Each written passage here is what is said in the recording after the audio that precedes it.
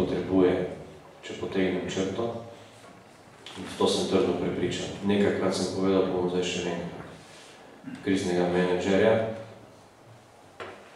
torej človeka, ki se ne bo... Zakaj kriznega menedžerja?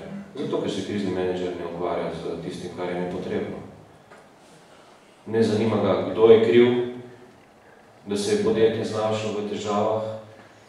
Ne zanimajo ga izhodne strategije, dokumenti, študije, ne vem kaj.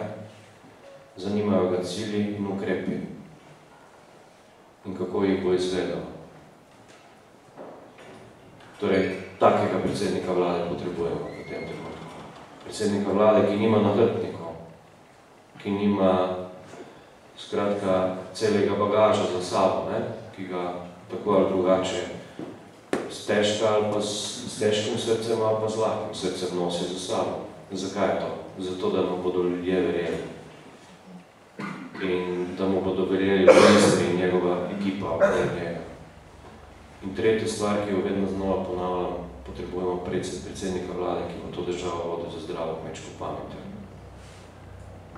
To nam je primanjkovalo. Razumsko vodenje. In to bo Slovenska ljudska stranka prinesla. V vlado, na ministrstva, skratka v ta novi mandat, ki upam, da bo boljši, kot je bil sedaj. Hvala.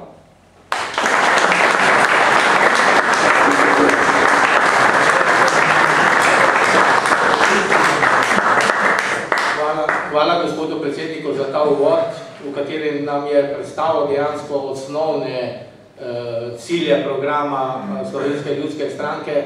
Večina, vsaj vodilnih v občinskih odborih, kot tudi regijskih odborih, ste na elektronsko pošto dobili ta program celovit, ki je predstavljen in ki ima to obliko piramide in delno je to piramido predsednik tudi predstavil. Jaz bi te pa prosil, predsednik, mogoče pa še eno besedico, dve ali pa stavek, dva, za spodbudo našim kandidatkam in kandidatom Primorske, da ne bomo poslušali dejansko te probleme, ki so, ampak nekaj spodbudnega tudi z svoje strani, ko prihajaš čisto iz drugega konca Slovenije. In ti hvala, da si našel čas v tem turbulentnem času, da si prišel tudi k nam na Primorsko, na Kras, ali kako rečemo tem krajem.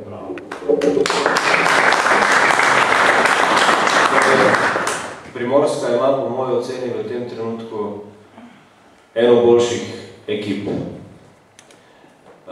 Kandidatke in kandidati, ki tokrat kandidirate za Slovensko ljudsko stranko, Radovana Žerjava.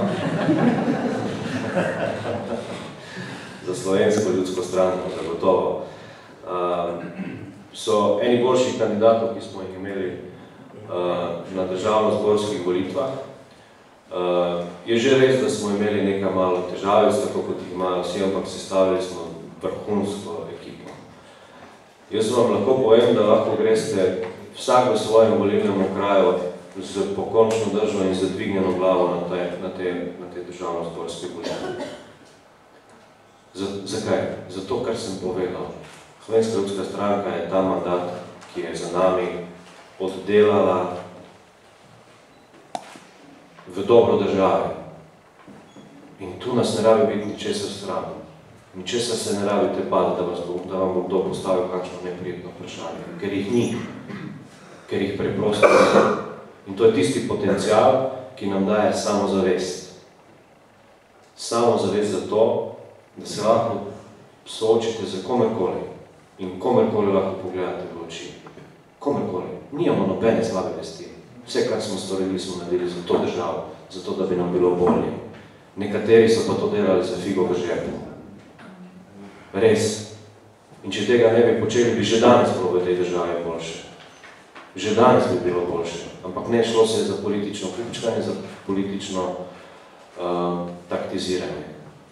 Tako da, vse, kar je pogumno, samozavestno, zadvignjeno glavo, gremo na te volitve. In kak je rekel na konvenciji? Da zmagamo. Na volitve gremo zato, da zmagamo. Gospod Roman je